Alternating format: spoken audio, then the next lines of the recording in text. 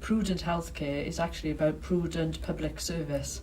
And I think it's about everybody thinking about the use of resources when they provide support or advice to an individual, whether that's for healthcare needs or social care needs, potentially education or other services. So for me, it's a way of thinking about doing the minimum harm or the minimum intervention so that you empower people. One of the key things that we've been able to do within social care is implement the policy of sustainable social services.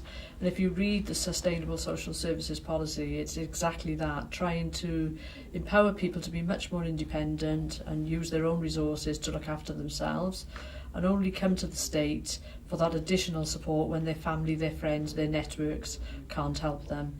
So it is about asking people to work with us to almost find solutions, manage risks, using some of their own, their neighbours and their community's resources. And I think there's certainly mileage there for the NHS to think about some of the lessons that social care practitioners have had to go through to change that way of working from, I would describe it, from a practitioner knows best or professional knows best to thinking about it from the context of the citizen.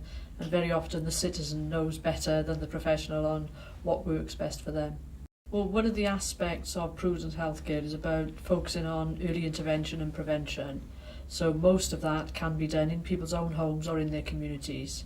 What we're trying to do through prudent healthcare and a prudent approach to public sector is trying to manage that demand away from the acute, expensive part of the system, the health and the care system, into much more early intervention and community-based solutions, the use of social enterprises, other organisations, so that there is a mixed choice of options for people and they're able to access that advice and support themselves.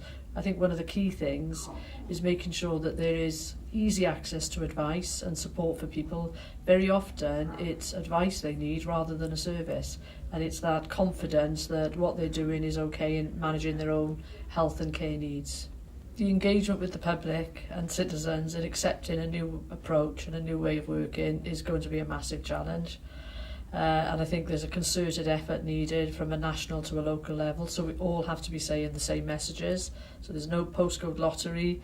We move to a much more of a consistent approach, focusing on early intervention and prevention. The other key message I would say is don't underestimate the challenge in terms of getting frontline practitioners to think differently. Whether you're a nurse, a doctor, a social worker, a therapist, you will have spent the last 20 or 30 years potentially in your career almost in a gift relationship where the power is in your hands. If we're serious, this is about putting the power back into citizens' hands, and we have to be serious and everybody has to be doing that to make it sustainable.